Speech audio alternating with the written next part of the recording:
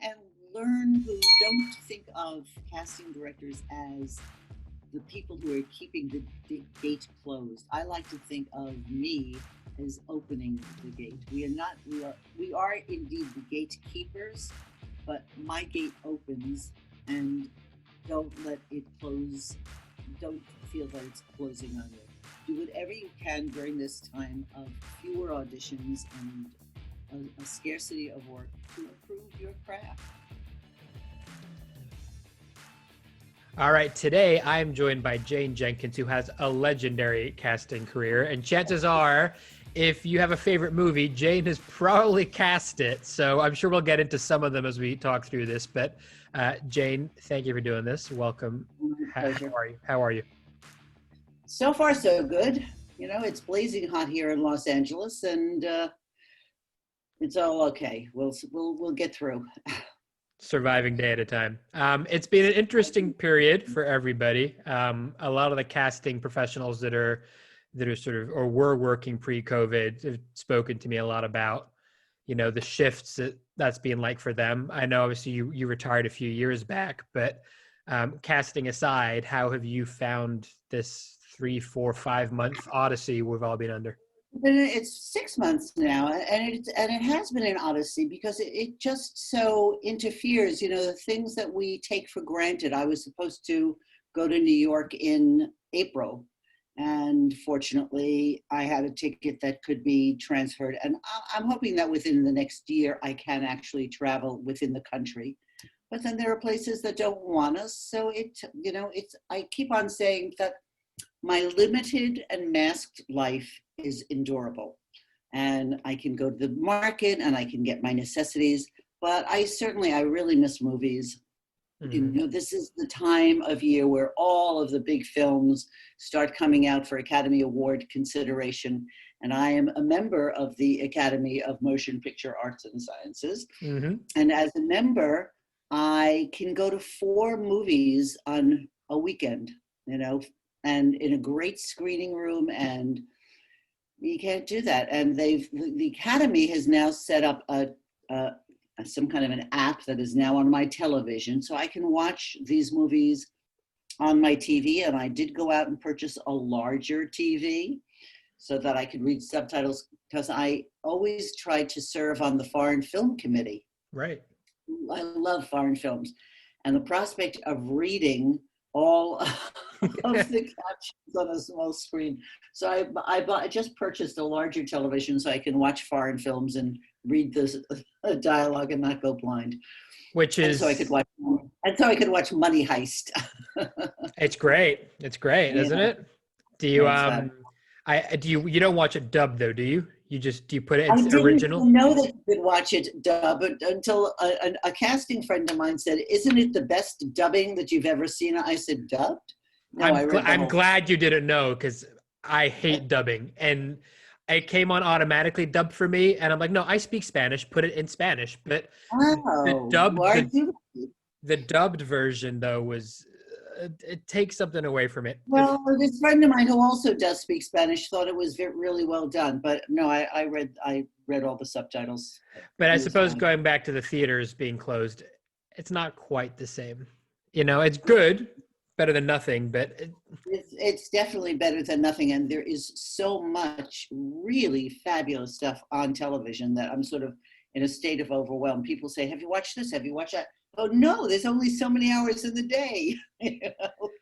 You can't watch it all. Do you feel from a film perspective though, because TV obviously has had this sort of golden period, and TV is amazing in terms of the writing and the quality, but from a film perspective in theaters and that model of cinematic releases, do you feel like this COVID lockdown could be not nail in a coffin, but a big seismic change in the future for that? I think there's been a seismic change going on for a long time, that the films, I mean, a lot of apparently there are a number of theaters in the States that have opened just so that they can screen Tenet, because we don't want to watch that movie on a television screen unless, you know, I have a screen the size of this. There are movies that you want to be in, and I presume that that's one of them. So I think that there's always going to be a place for for theaters and for big adventure sci-fi movies, it's a different perspective.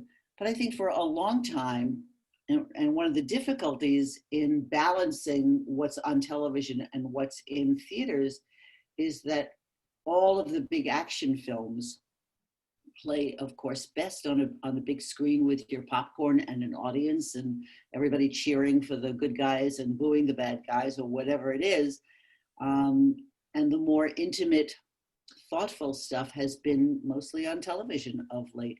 And it's harder to make and sell those intimate, thoughtful movies to studios who need to make enough money so that they can do both things.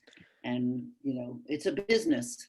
And Sure. the draw to the big action adventure films has always been there. I mean, Batman, Superman, any superhero, the Avengers, whatever Tenet is about, I have no, you know, I have no idea. Time. It's Christopher Nolan. Something about time not being time. Something like that.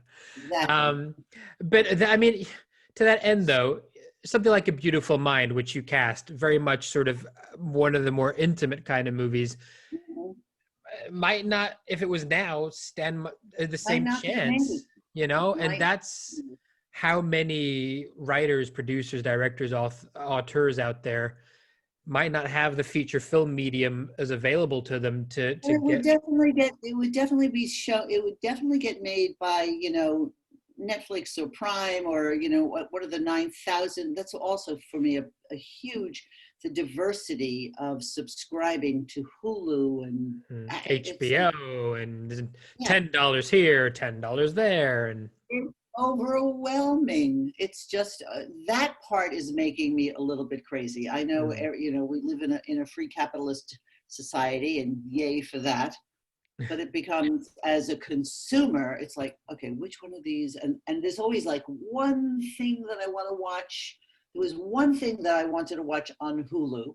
So I went to a friend's house who had Hulu.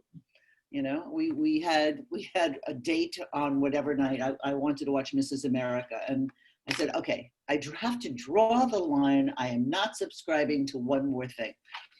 Or you can subscribe to these things. I subscribed to Disney because although I had seen Hamilton in New York in a couple of years ago, my son and his wife, the benefit to COVID is, since all of this has happened, my son and his wife come for dinner on Sunday. They unmasked at the door.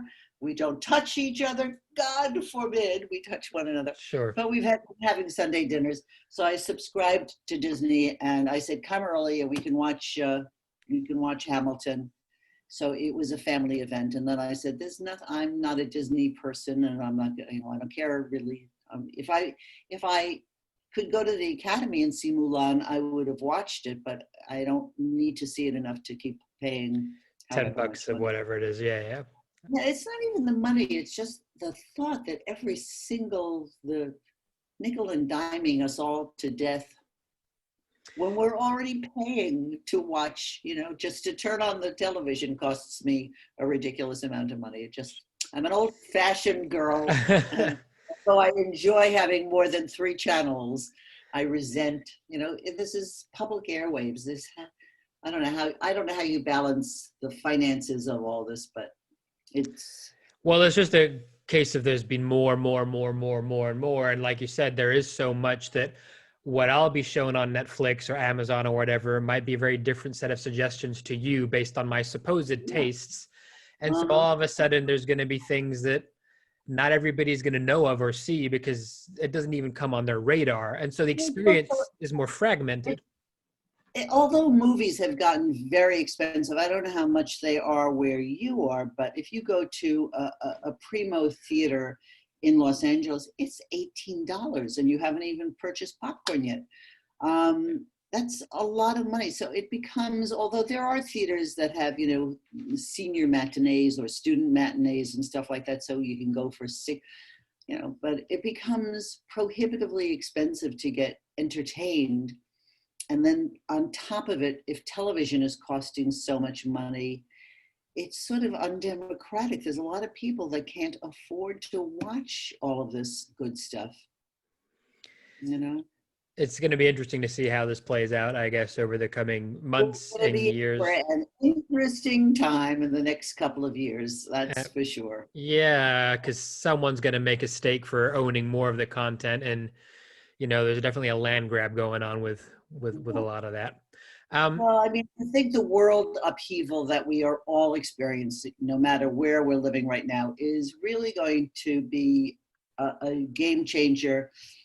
I don't know why anybody wants to be president of the United States, but I hope it's not the current occupant and that we can start afresh. And I think that's a lot of places having a similar kind of ethos around that. And maybe not on the same scale as what's going on in the States, but I think there's been a lot of introspection in a lot of countries about Yeah. how we've been living. And, as Well, always, the world is now, a little tiny, it's a little tiny place now because whatever happens, obviously, we've just seen that whatever happens where you are happens to me. I have a very dear childhood girlfriend, an American woman who now lives in Italy. mm, And when the COVID hit there, she said to me, because we through this modern technology, we talk to each other all the time. She said, you better go shopping. You better, get canned goods, get tuna, get toilet paper, get all of it. I said, what are you talking? She said, you better listen. And I did. I went to Costco. I loaded up. I said to my son, there's something coming here. What do you need? I went shop. So yes, and it was 2 weeks later or 3 weeks later, but it yeah. was here. That's funny. One of my friends did the same thing to me back in February, and he lives in Singapore, and he basically got out early, went to India where he's from originally, and then now he's in Goa. But he called me and he said the same thing. He said, in a month, I give you a month, he said. And I looked and I thought, what are you talking about, a month? And that little arrogance we have in the West, like, that won't happen Yeah. here. That's for you. Like, that's for you. And literally, it was almost bang on a month later that Europe started to lock down hard, and people were, you couldn't get toilet Terrible. roll or anything in the grocery store, which is another story. Um, but yeah, it's a shared experience that we've all had, but yet also a very unique one to us as well in terms of our way of going through it. Like this same friend of mine in Goa had no food for 2 weeks because there was no food coming in and out of the village. And Well, then India is now really badly, is really struggling. that's when you Yeah. go, queuing at the grocery store, like at Costco for an hour with a mask is not fun, but checks and balances. But it's now this universal experience that we have all been through to varying degrees. If you lived in New Zealand, they got a firm grasp on this, and they've managed to sail through this far better than a lot of other places. So it's been fascinating, and I think these next couple of years, politically and worldwide, we're not separated anymore. It is one world, and we better start paying attention. Yeah, definitely. And I think with that, the movement always comes the last bastion of kind of people clinging on to the past. And that's probably going to be a lot of, Watch out, you're going to be run over. well, You can't. sure, but there's going to be people trying to keep the division in play by using what they've always done, which is, I'm sure, what we're going to see in some of the Yeah. upcoming, so interesting times, I think. It'll Anyway, be interesting to see the scripts that evolve from all of this. But there's always been pandemic. Years ago, I did a movie called Outbreak, which yeah, was a pandemic script. And, oh my God, there's this thing coming and people are dying. But that was science fiction. But there have always been pandemics. I mean, there's always been, but whether it was the plague or the 1918, whatever it is, there's always, or AIDS or something, that affects so many people, and it's reflected in the entertainment that people are going to be producing. There's going to be a yeah, lot of stuff about this yeah. on various levels. Yeah, it's interesting. It's funny how people jumped to watch Contagion in the first few weeks because they needed to know what was going to happen. But I don't think Steven Soderbergh had all the answers for us, to be fair. I actually had a friend came over to watch who she said, I've never seen Outbreak. I said, well, come on over. And we sat distantly in my house and watched this movie. She said, "You think this is really?" I said, "Yes, I think this is really what's going to happen."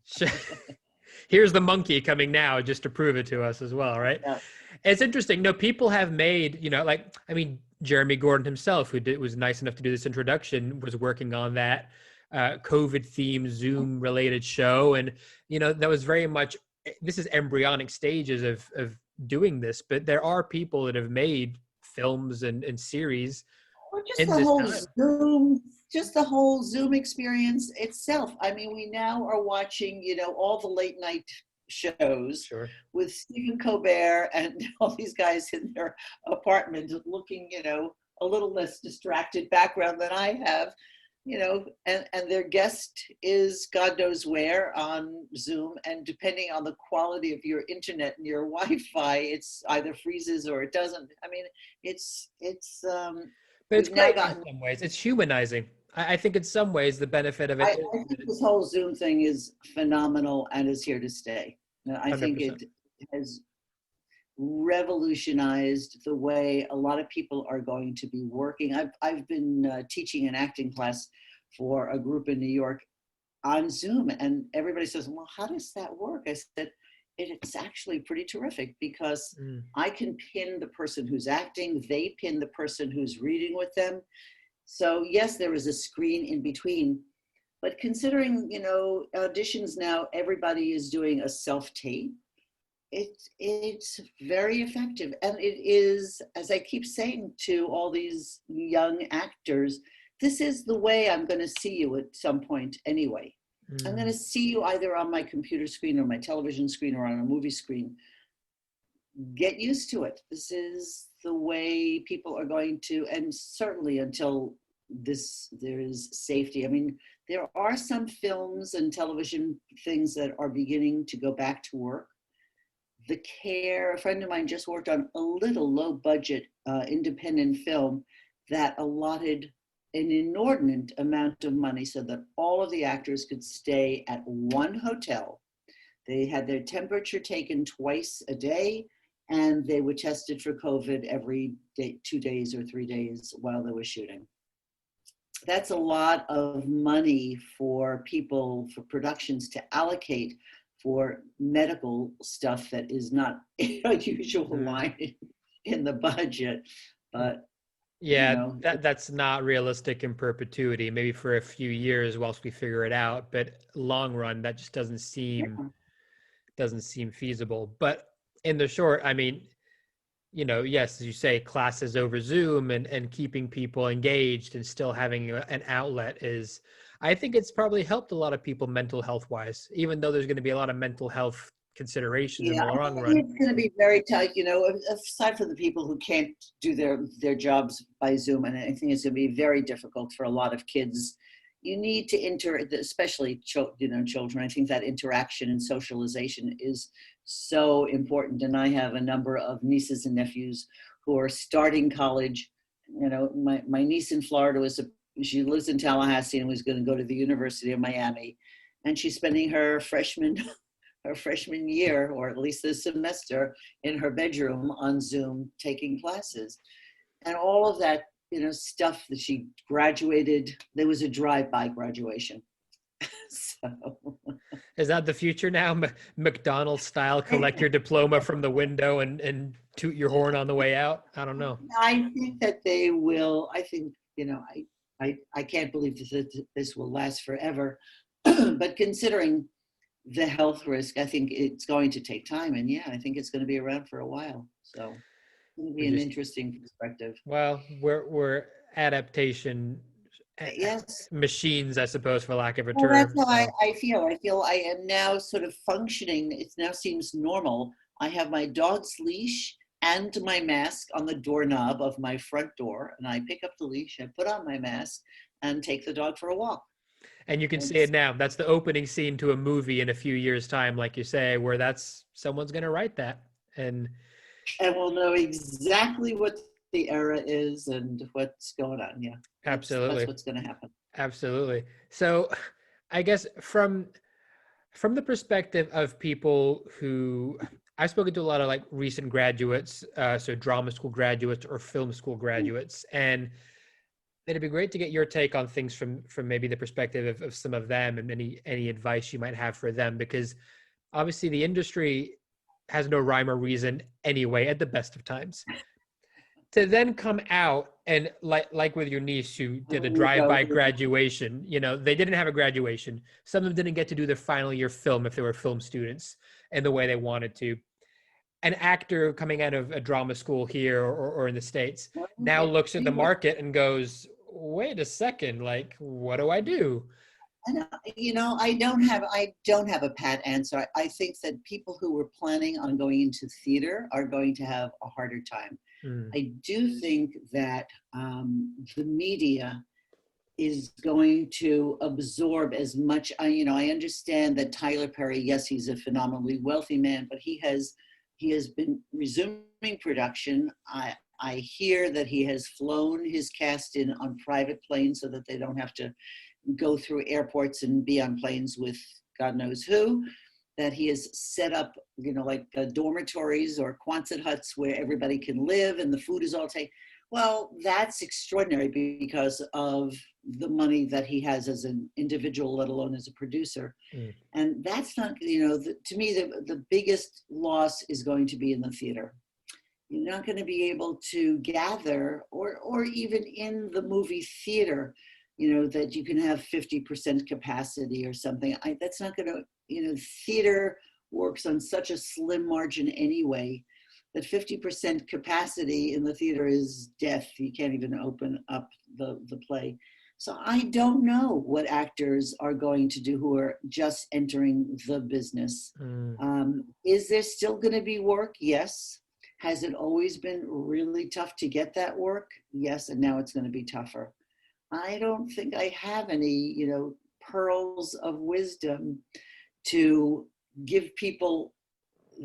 I think that if this is your passion, we've always had to. When people say, "How did you become a casting director?" I always say, I started out as an actor, but I needed to eat, and I hated waiting on tables. So I found another way to do what I love in another direction.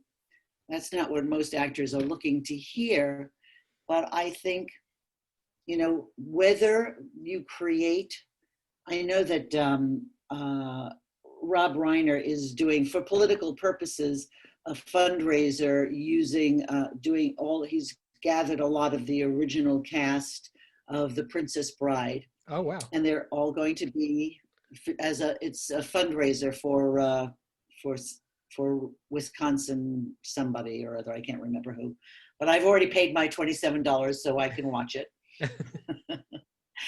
And I sent him a note the other day and I said, well, since Andre isn't going to be able to participate, I said, what about Kareem Abdul-Jabbar? Because there was a very funny story when we were casting The Princess Bride.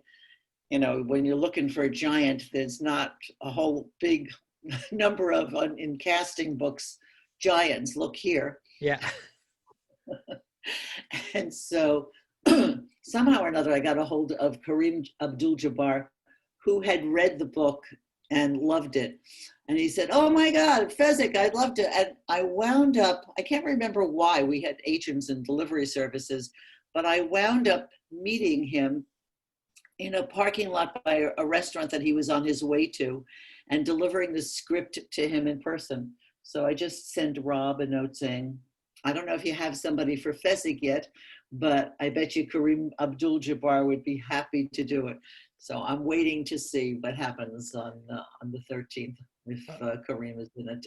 That'd be amazing. I mean, there's a few more giant kind of people running around now, but it feels like that's quite poignant that he should get time. Very limited. The trouble, the difficulty when we were casting the movie, speaking, on a more serious level about giantism, is a disease, and a lot of, like Richard Kiel, he was the first. Remember he played Jaws in one of the Bond movies.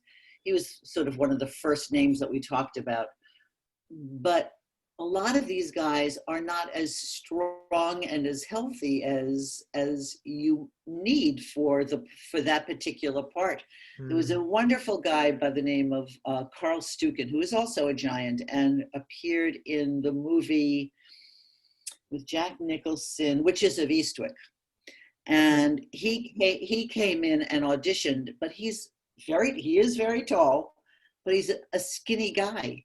And Rob said, he's really a pretty good actor, but how is he going to carry all the people that he has to carry up the cliffs of insanity? He's too thin.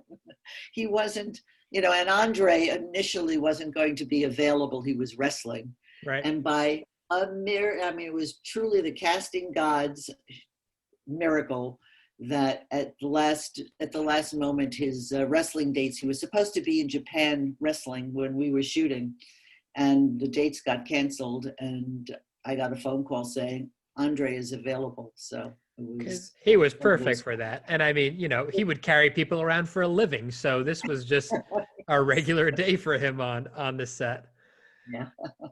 That's amazing. How do you when you look back now and you talk about movies like this and experiences like that, do you look back on it and go, oh my God, how did some of those things happen? I mean, you can't have obviously expected the trajectory you've had. I go, how did I get to experience? I look back on so much of my casting career. Every film is different. And the thing that I have always found fascinating is that although I've worked for both Rob Reiner and Ron Howard on a lot of movies, every single movie is a different experience because of the requirements of the script and the cast that we're looking for, or whatever it is. There's special effects, there aren't special effects. I mean, things that you can't possibly predict. And when I tell the story of Andre and Looking for Giants in the same year, a few months apart, I was also casting a movie for Ron Howard where I was looking for little people and telling people who were barely 4 feet tall, I think you're going to be too tall for our movie, because there was a real demarcation. I don't know if you have ever seen the movie Willow, but we had Nockmars and Nelwins and Brownies, and it was a different size ratio. Right. And I had a line on my wall, like you do for children when you are taking their measurement.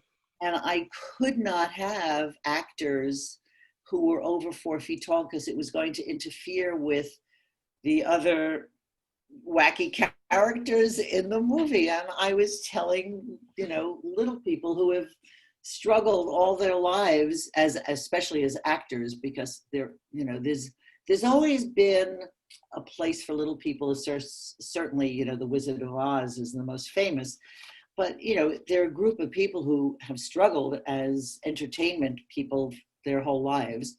But there's always some part where we need a little person. And it was just, the juxtaposition of looking at actors coming into my office, and if they didn't duck in through the door when they came in, why are you even here? And then telling people who were barely 4 feet tall, you're going to be too tall for my movie, was pretty hysterical. All in the same year. You're doing this all the time. Your chiropractor must have had a great year with you. Just. Yeah. But I mean, I suppose, no one expects that kind of career, but to look back now, you must look back on it, not just with fond memories, but I guess the kind of experiences that we get in this industry. Really extraordinary. I can't think of any other kind of job. I think there are lots of jobs in show business that lend themselves to extraordinary experiences. But in casting, you get to meet a variety of people for all sorts of reasons. And, yes, most of them are your normal, regular actors looking to pursue a career. But then there are times where I need people who do different things, who are not necessarily members of the Screen Actors Guild or British Equity or whatever, to fulfill a part that some wacky writer has created out of their imagination, and then I have to fulfill it. I guess it's also like in the ending of When Harry Met Sally, when they do the interviews with the real life couples, they're real life couples, aren't they? Or they weren't. No, really? No. So here was something very interesting. Oh. We struggled for weeks and weeks meeting real life couples. Right. I called everybody, every agent in town, everybody I have ever met, and said, do you have any relatives who've been married for 40, 50 years or whatever? And we actually filmed a lot of those people. And after we looked at it all, Rob said, the stories are great, but the people just are not comfortable enough telling the stories. And so we took a number of the real life stories and then brought actors in and said, no acting. You cannot act. Just talk like this is actually your life, which is Rob's style to begin with. His style is play it, very simply. No flashy big acting. Keep it close to the vest. And so, excuse me. And then we wound up actually casting all of those parts. Huh. There you go. That just burst my bubble. No, but because that just so came across like that was real life people. Maybe it was the stories and the natures of the stories being. Well, they were real stories, and that made a big difference. Absolutely. I don't know if you remember, but the Asian couple who didn't see each other, the husband said, I looked around the corner, I hadn't seen her until that day. That was a real story, but the Asian couple that told us that story they were all actors, Amazing. How do you feel the process of casting has changed over time and evolved, if at all, beyond the technical stuff of obviously now we self-tape a lot more? Do you still think the inherent nuts and bolts of it is the same thing? I think you have a part that you need to fulfill depending on the budget, all the circumstances. Ultimately, it's exactly the same. You're still looking for the right actor for that part that's going to bring it alive. And it's the technical aspect, when I started casting, we didn't videotape everything. We didn't have a computer. We didn't have any of this stuff. So all this technology has, in a way, opened up a lot to more, you could see more actors.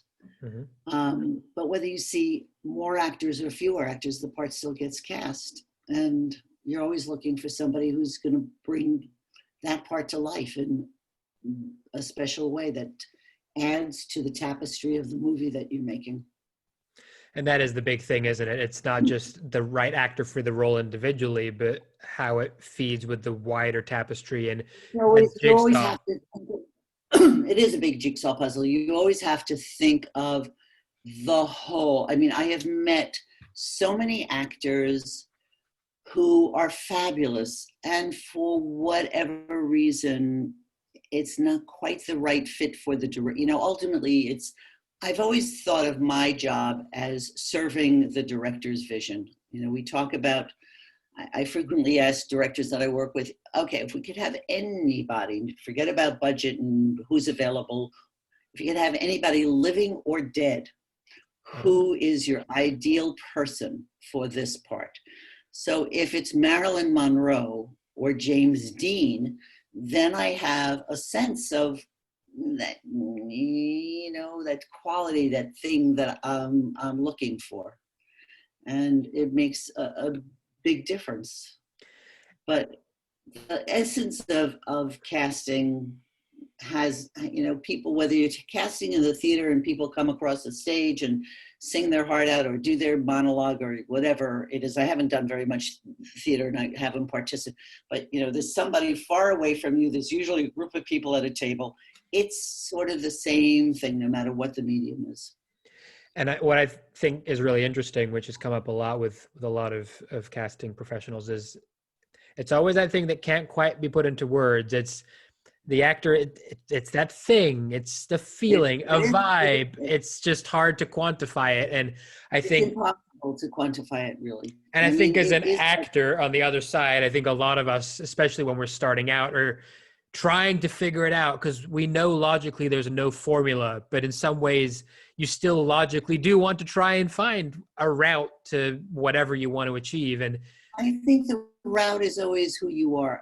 Having the confidence to come in and be you, just be you, because that is the most unique and interesting thing about any of us.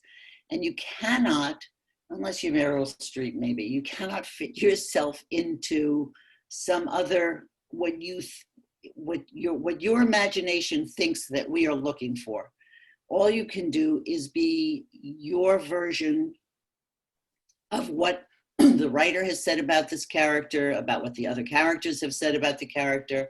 But you always have to bring you to the party in some aspect. And the more confidence actors have in that, whether they're right for a particular part or not, I always say there's no good audition that goes unnoticed. It just doesn't always get you the job.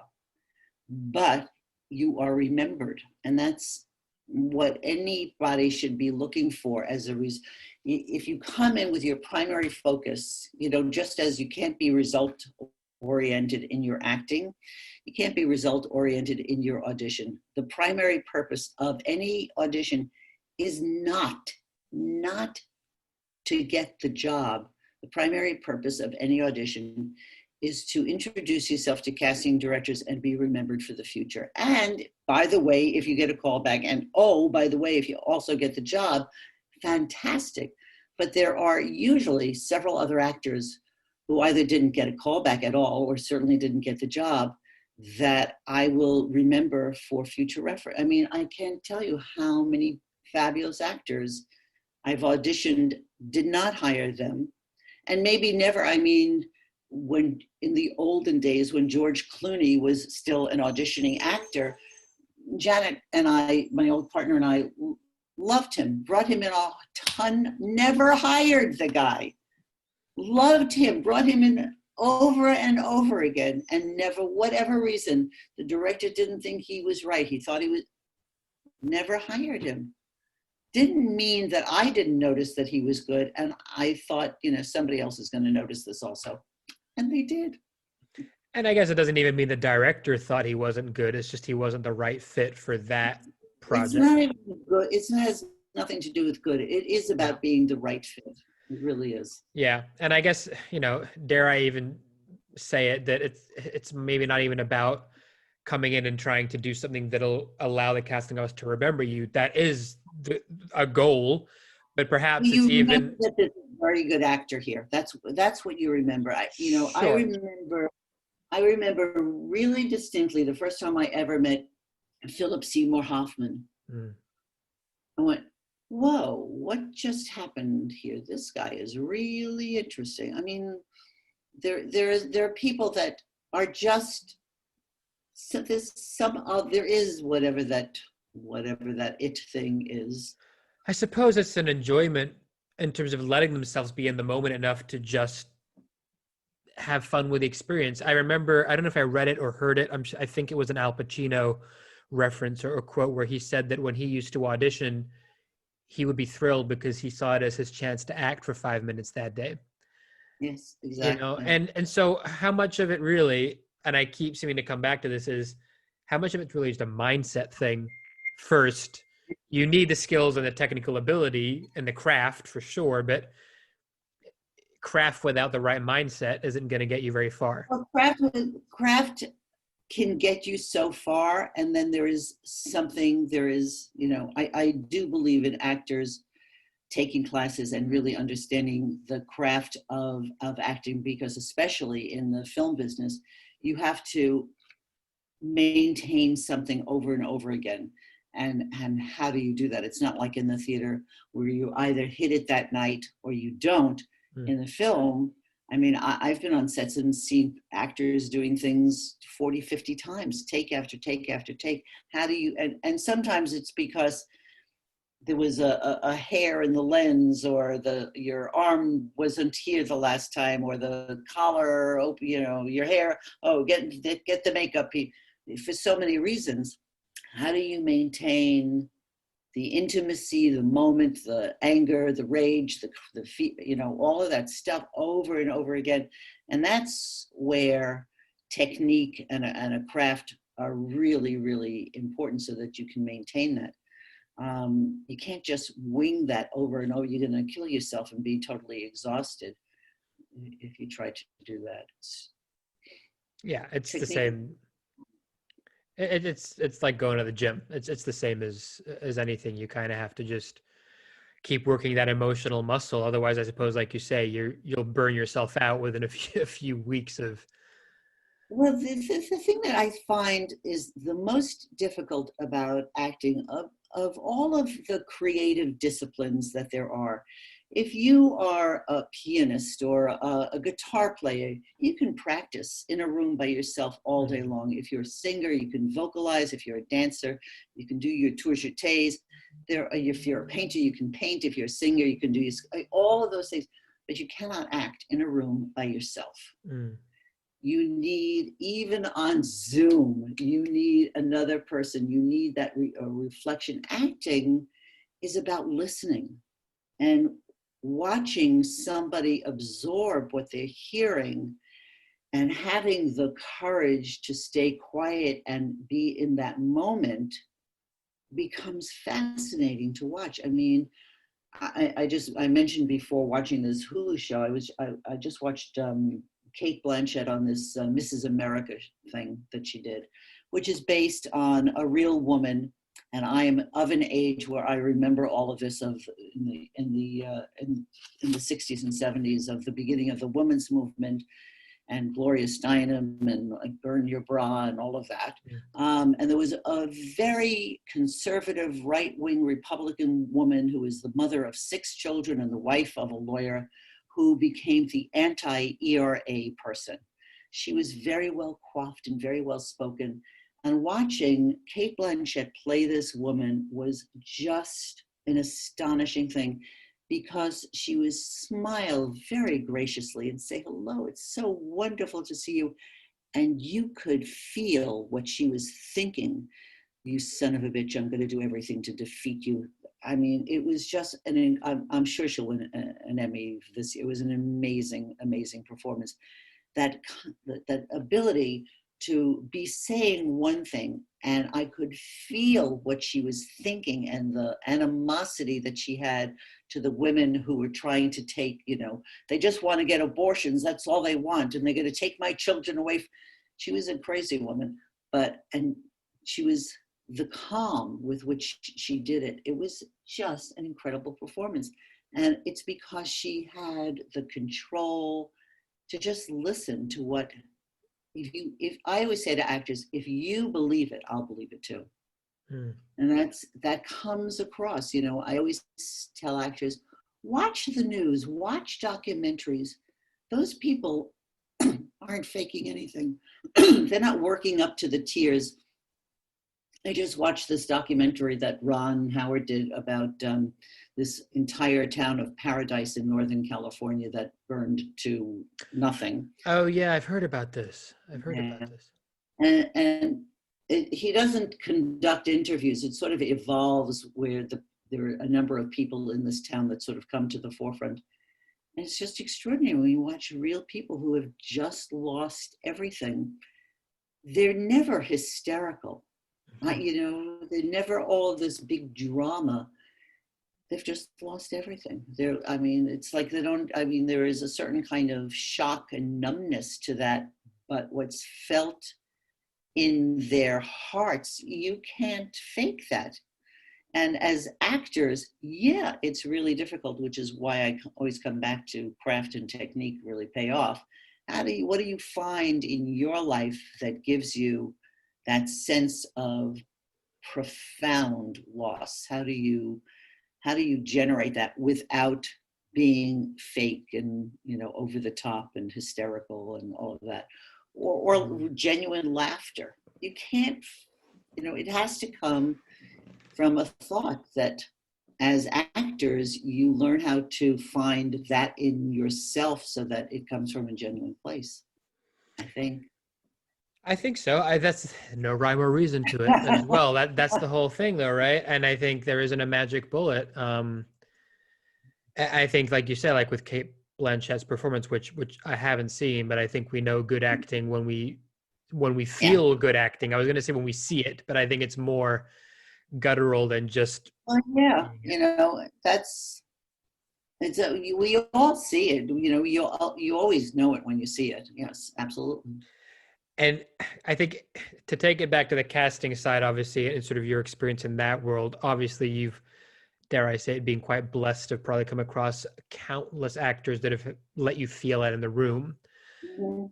Um, how did you find sort of when in the room, what kind of advice or tips do you normally have for actors to help them when you were helping them craft the performance of the audition? Did you like to let them do the first take themselves with their initial I, choice? yeah, always. Because it just also gets out all the jitters and all Hmm. I almost always have actors read twice, if not three times, because the first time is just, okay, now you've said it, let's get on to the audition. Let's work. Yeah. How, in this era now that we're in with self-tape being the norm, then would you suggest an actor approaches it when they don't really have the notes from the casting office live in the room like they would in person? You know, if someone came in to you back in the day, you would have an adjustment you could see and help sort of shift and collaborate. An actor's going to be a bit more alone now when they're going out and doing a tape. They they are, but actors have been doing self tapes for quite some time now. This is Sure. not brand new.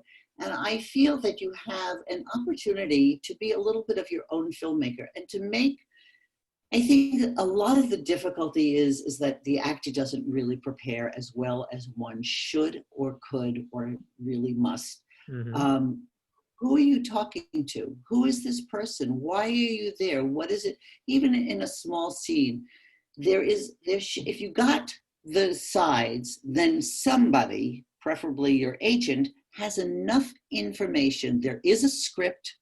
Whether you read the whole script, somebody should be able to give you enough information so that you can create a who, what, where, when, and why, and know what you're talking about. I feel frequently actors come in, oh, it's just a simple scene. It's the, nurse in the office and she's just saying this. But it's not. All of that is there in the script for a reason. Otherwise, it'll either be cut out before when we do a table read through and the director says, I think we're never going to need that scene. And it'll be cut then, or you're going to cut it out later.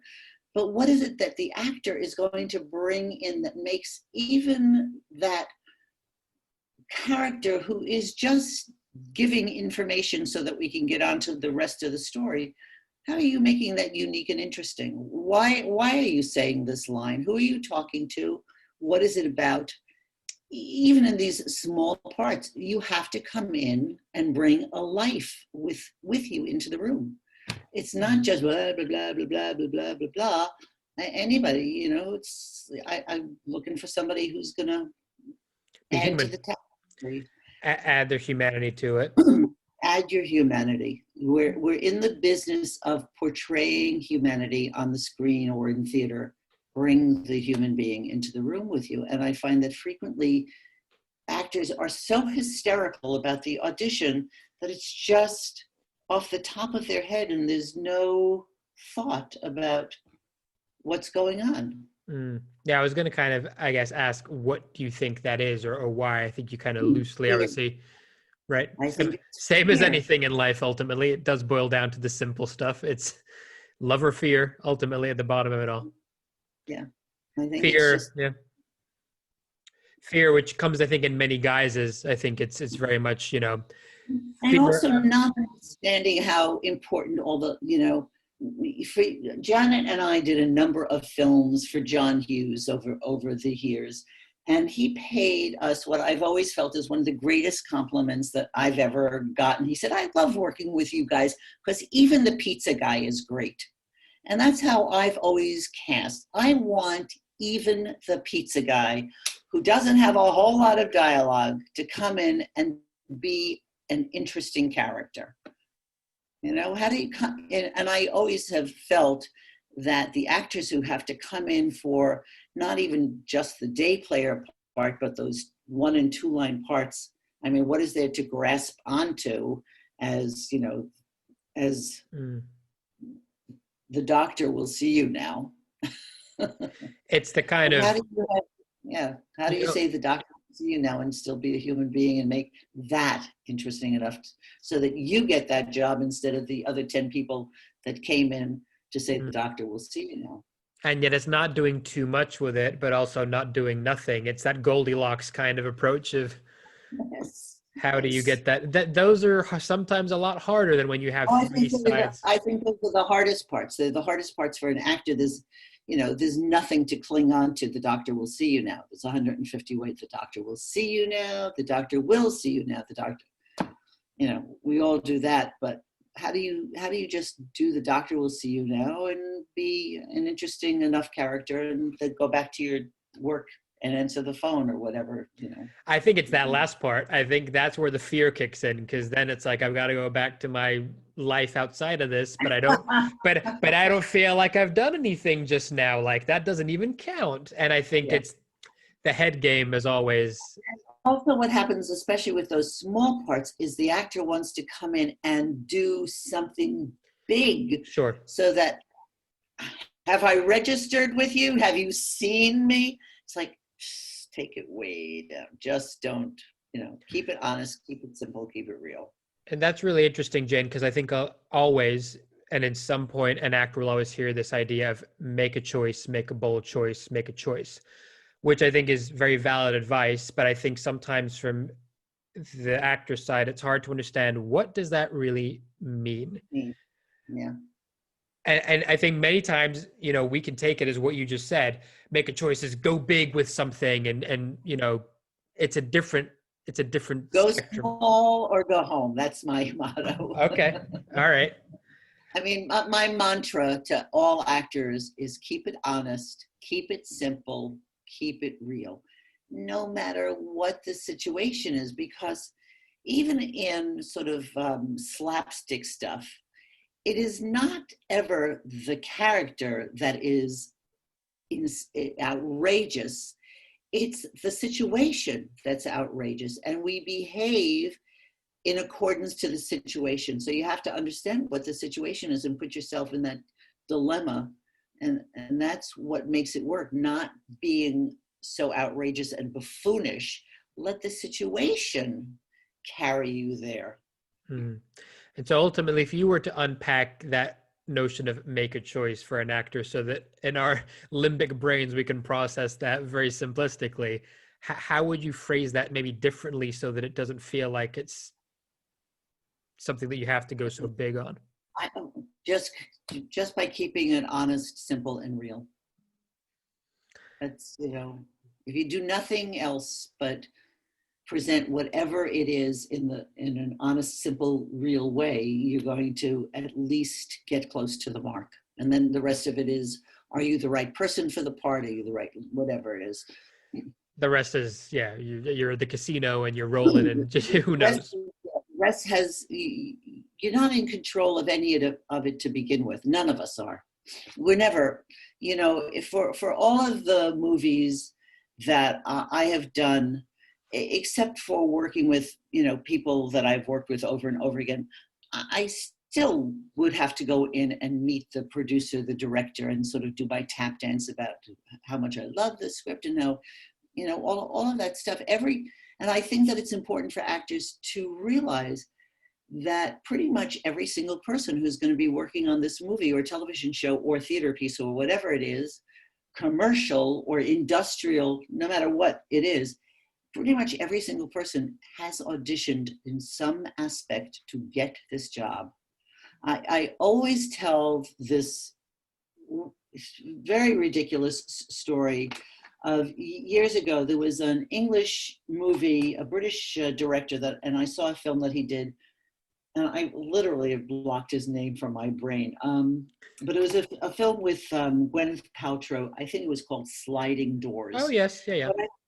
And I thought, to me, that whole concept of how serendipitous life is, and if you had made a left-hand turn and met Mr. Right, or you make a right-hand turn and meet a murderer, that whole thing of what would have happened if has always been fascinating to me. And then I heard that he was coming to LA and he was doing an American film, and Janet and I went in to meet with him.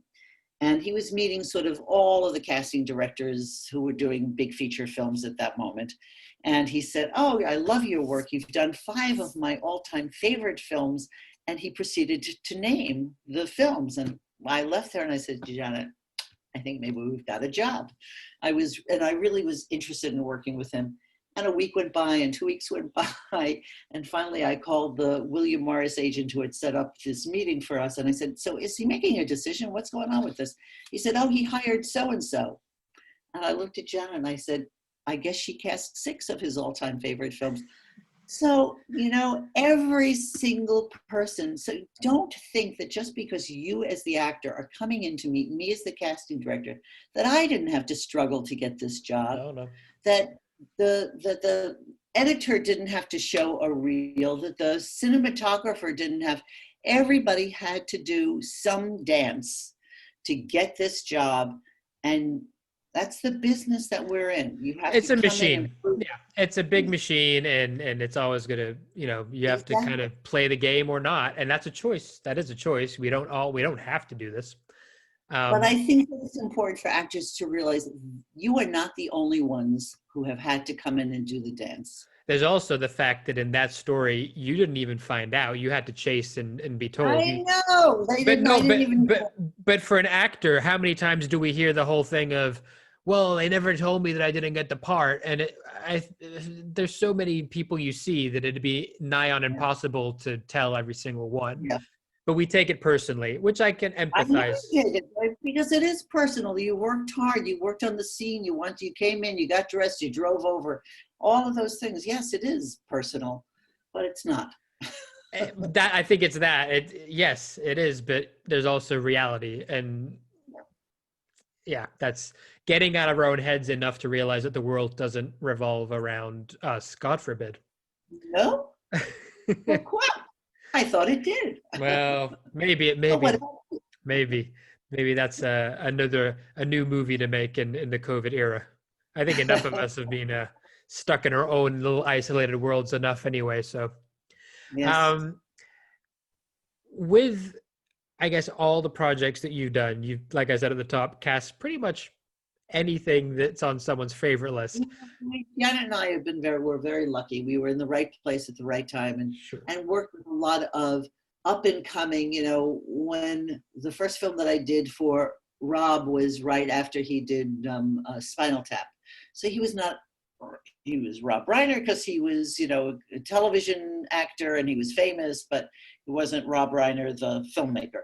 Mm-hmm. And, and nor was Ron Howard nor was, all of these people that we worked for at the beginning of their careers and ours. And it was, I cannot ever dismiss the amount of incredible good luck that I have had in sort of just being in the right place at the right time. And yes, being up to the job kept me going, sure. But luck had a great deal to do with it. But there's a large sort of dispersed range of movies in terms of their themes. I mean, you can go from A Beautiful Mind to Hook to Mrs. Doubtfire and Apollo 13, and they're all very different in their own ways. And I guess one of my questions was going to be, did you find yourself gravitating towards specific themes or styles of movies? Was it just whatever at the time felt right? No, I don't think anybody can do that. I mean, the directors who directed those movies were frequently the same director. I mean, so just like actors, you want to have a variety of experiences in your life. And so whether, Ron Howard is doing Parenthood or Apollo 13, what I am doing is looking for the best actors for those parts. Mm-hmm. So even in the confusion of, Apollo 13 was sort of a wacky film. Half of the time I didn't know what the hell they were talking about. There were all of these titles to the characters of their military position, and I couldn't separate one from the other, but I knew that I needed to put together a bunch of really interesting actors. And the challenge was, as Ron said, there was no diversity. There were no people of color, of any color, Asian color, black color, brown color, no color. They were all a bunch of white guys in white shirts with pocket protectors, a black tie.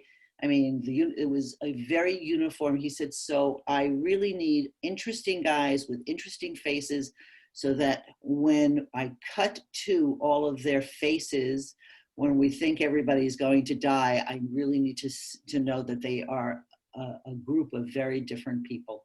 Mm. And because of the nature of Apollo 13, I had actors calling me saying, I'll do anything. I'll no lines. I'll be an extra, because they all had to go to mission control school to learn how to be authentic about all of it. Okay. And so I had an extraordinary group of great actors who had very small parts, but they all really wanted to be there. So I had an abundance of riches for Ron to choose from, and wound up with the cast that we had, which was, you know, just a fabulous group of really solid, good actors who had, you know, not everybody had a major part, but they all really took to it.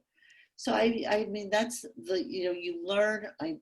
I learned, even though I remember the moon landing because I'm of an age, but I had all this research, all these, you know, he said it's not important to have people who look like our guys. I need them to feel like the guys. I didn't know what Lovell looked like or all of that. You know, it's like, so you do all this research and you really, to me, it's like a continuing education. You know, I feel like I couldn't have a degree in, I don't know, trivia. But it's fascinating. You know, I did a movie for Rob a couple of years ago that Jeremy and I worked on called, we did two movies that were based on real people. We did Shock and Awe and LBJ, both of which were all about real people. And yes, I don't need to get people who look exactly alike, but we need people who, those of us who are old enough to remember, if you're doing a historical movie, and it's in this century so that there are people that are going to watch it that remember, you want to get it right. And it's fascinating when you get to work on stuff like that. And all sorts of stuff that I learned that I never knew before. Yeah, I mean, that is the thing. It's one of the other blessings, like you're saying. You get to get an education and learn about other things that.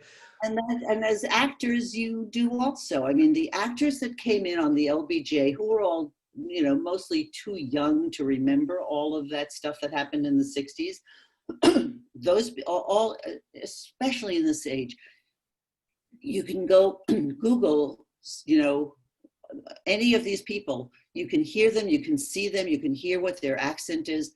There was a young Australian actor that I hired who came in to be, oh God, a well-known journalist whose name just blew out of my head. But he came in, he listened to him on you know, one of the tapes from Google, came in with his Texas accent. He was an Australian kid who was the right size and shape and looked a lot like whatever his name was that I can't remember. Bill somebody or other. Anyway, and Rob said something to him about, are you from Texas? And then he started talking in his Australian accent, and Rob went, Oh, he wow. couldn't believe it. And he said, how did you do that? He said, well, I went online and I did all my research so that he got the part, because he came in really prepared. He knew who this person was. It was a real person who was involved in Kennedy's administration. He did it, you know, and this is, you know, a 20-something-year-old Australian. He's not even American. There's no reason for him to know all this history. So that's the work that it takes to come in and land a part. Yep, embodying it. And like you say, the information's there now much more readily than Oh my it ever God. was, right?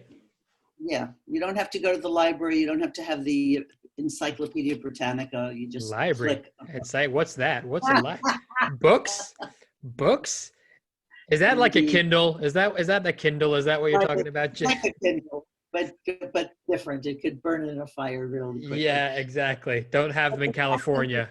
All available, but the actor that doesn't do that, that's not the person that I'm, you know, going to think is fantastic. And it, you know, the act of doing all that work isn't to then go in and be showy and say, look at me. It's to have the confidence in yourself to know that you can throw it away, but it's inherently just in you now somewhere. Absolutely. Absolutely. So here's a question with the accent, because I find it fascinating, and people ask it quite a lot when their natural accent isn't the same as the one as the character. If this Australian guy had come in, and came in with his regular accent first and then went into doing the Texas accent, do you feel like it would have been less powerful as an experience? I think it depends on what the circumstances of the character is. For the most part, I already knew this actor. I knew him from Australia, actually, so I knew what the accent was going to be. Hmm. I think for the most part, it probably is better to come in with the accent of the character, and then in the conversation, you can reveal your other Other accent. And identity. Yeah. or yes, you can take the open up your certain and will be Superman underneath. But I think that it's probably too jarring for people who aren't not familiar with your work or your accent to accept both things. So I would say for the most part, come in doing the accent of the character, and then you can reveal your accent, your own Makes accent. sense. Makes sense. Yeah.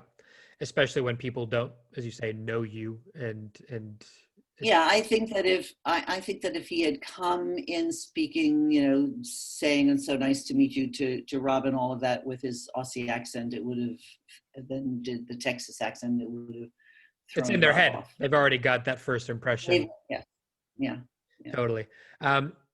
Jane, I'm sure I could keep talking to you about a zillion different stories all day long, but I'm sure we both have things to do, and you're probably roasting over there too. So I'm going to wrap it up. What I like to do to wrap it up is I take James Lipton's questions from inside the actor's studio. So if you'll humor me, it'd be great to go through those 10 with you and just see what your answers are. So the first one, if you remember, is what is your favorite word? Yes, What is your least favorite word? can't. What turns you on in a creative, spiritual, intellectual kind of a way? What turns me on? The possibility. And on the converse of that, what turns you off? Negativity. The fifth is optional because it's what's your favorite swear word, so you can bypass it. But I swear like a chimney, so feel free. Fuck. Not just one. That's just one repeated many times, and it's one of the better and most common ones. Yeah. Next question is, what's your favorite sound or noise? Laughter. And what's your least favorite sound or noise? Whining. If you could do any job or profession other than your own, which one would that be? I don't. Well, I would have to say teaching, because I've now evolved from being the casting director, and I'm really retired from that. And I am so thoroughly enjoying teaching and passing on my 40 years of experience to young actors who are just, beginning this wacky journey. Mm. And I thoroughly enjoy it. But I have been lucky enough to do exactly what I've wanted to do. Which is It's been amazing. an extraordinary, it really is, I can't even say that if I had my druthers, I would have become the actress that I thought I wanted to be when I was a kid. I think that the casting gave me an opportunity I've acted with extraordinary people because I read with a lot of unbelievable Yeah. actors. And none of it is on me, which is the part that still terrifies me. That aspect of acting is terrifying. And how dare I sit and tell actors to give it up? But that's what it's going to take to get you the job. So I've been very lucky. I've managed to get to a place where I've had an extraordinary career doing something really exciting and stimulating and satisfying. What more can you ask for? Yeah, and I mean, as you said, with the list of credits you've had and the amount of people that you've been able to read opposite of, you've Yes. gone toe to toe with some of the best, no doubt about it. And what a fulfilling way to spend your time. And now, as you said, just as probably powerfully to share that with people. As much as you've got an incredible It's career. really this whole teaching thing is turned into something that I never anticipated, especially because when I was a kid, my mother said that I needed something to fall back on, and that she wanted me to become a teacher because it was a really good job for girls. You have summer Wow. vacations and Christmas off. So I keep thinking, God, my mom would be so happy now to see me that I'm teaching. There you I go. don't think it's Full circle. Full circle. right. What job or profession would you never want to do under any circumstance? Doctor. Hmm. Couldn't do it. Could not do that. Doctor or surgeon or Only, both? oh, Anything. only if I Anything. could tell people the good news. It would be very hard to deal on an emotional level with people who are really sick. Yeah, there's some capacity to compartmentalize that they have there that I don't know where that goes. You have to take it home with you. There's no way. Well, I think, if yeah, I think that there are certain kinds of doctors who don't have to take all of that. But even the obstetricians who deliver babies, what happens when that baby comes out? It's not healthy. It's like I Yeah. couldn't. That's the part that I. Yeah, exactly. Final question, slightly different spin that I've put on it, but similar ethos to what James Lipton would ask. It's, what would you like the story of your life to be? What kind of legacy do you want to have left behind? I don't know. She did good things for a lot of people. It's very satisfying. I look at a lot of actors who I've auditioned over the years who've gone on to incredibly successful careers, some not so successful. But for the most part, it was always my intention to help every actor that walked into my office as much as possible. And I think to a large extent, I've succeeded in that. And it's very satisfying. And I think that's probably a testament to the fact that you had such a long and storied and decorated career, because if you weren't doing that, though, people wouldn't keep bringing you in to do more and more of what you did. And that's, It worked out well. not just going into a job for a job, but going in to add value and create and provide to others ultimately does seem like that's what it boils down to, no matter whether you're casting or whether you're a baker or whatever profession you pick. Baking is good. Baking would be, people love bakers. Is that your next foray into? No, I'm not. You have to measure too much. You really have to be very careful in baking for the product. I watch that English baking show. You have to really know what you're doing. Fair enough. Jane, any kind of final words, any final, I guess, sort of message to button the whole talk off today with for people? I just think that, in this time where actors are, I think, really suffering a lot because they don't have jobs that we have deemed essential, but they are. We're all watching television, and those shows are keeping us going. I think it's where actors in particular are in for a rough ride. And I say to use this time that you're not able to work and be gainfully employed as an actor, to use this time and improve your craft, practice your craft, get together with actor friends, even if it's on Zoom, read scripts out loud, do whatever you can to just improve who you are and what you're capable. Listen to podcasts like this and learn don't think of casting directors as the people who are keeping the gate closed. I like to think of me as opening the gate. We are indeed the gatekeepers, but my gate opens, and don't let it close. Don't feel that it's closing on you. Do whatever you can during this time of fewer auditions and a scarcity of work to improve your craft. Amazing. Make use of it.